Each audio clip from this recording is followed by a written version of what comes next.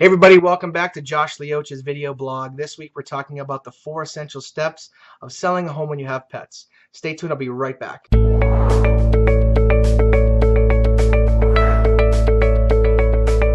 Alright guys, welcome back to the 4 essential steps of selling a home when you have a pet. Rule number 1, no pets home during the showings. Make sure that if you have a dog, cat, or any other animal, you are going to do your best to remove them during showings. Having a dog home, for example, that may be upset or frustrated when some new person comes to the home and the chance that they may bite is a huge exposure of liability for you, and your insurance company may not even cover that. So do your best to make sure you get pets out of the home. If they're going to stay in the home and they're crated, sometimes a barking dog or a meowing cat or just the smell of that crate can be enough to distract a buyer from focusing on your home, and some people are even afraid of barking dogs and maybe so intimidated or uncomfortable that they're not really paying attention to the home. So rule number 1 really is get those pets out of the house.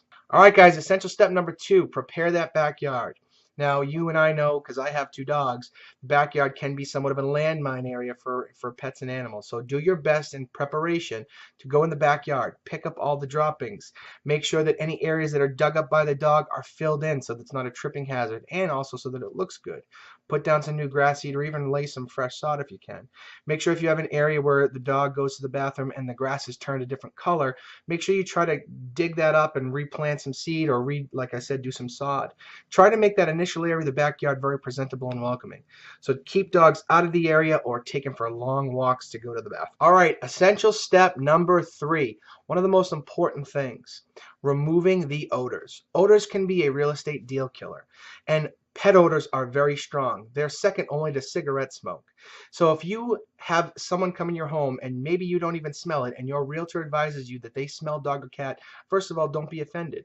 They're there to neutralize the home, make it saleable, and sometimes odors are going to actually work against you. So make sure you pay attention to what your realtor is advising you. Have carpets cleaned, have carpets steamed, throw away old carpets where a dog may lay and have all his sweat and odor and dander kind of laying. Any big dog pillows, any bedding, replace it all. Get everything fresh and do your best to keep those odors neutralized, because they can affect not only the saleability of your home, but the value you ultimately get for the sale price. All right, last but not least, step number 4, essential step number 4, get rid of the pet hair. If you have a dog or cat and you have a lot of hair around, make sure that you're cleaning that up every day. If your dog is an excessive shedder, do your best to brush them outside, and even make sure you're giving them frequent baths, which can reduce that shedding.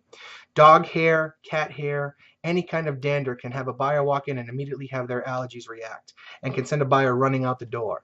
Also, it does not look well kept if you have dog hair everywhere, on your stairs, on your clothes, on the coats hanging at your front entryway, and all along the walls and all along the floors. It will look unkept. Again, another thing that can have a huge impact on saleability and value. So be sure you follow these 4 steps.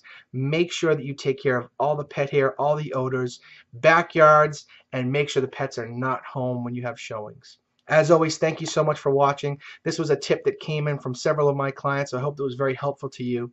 If you have other questions or you want to get deeper into this topic, please feel free to reach out to me. Use the links above, and we'll make sure that we get any questions answered.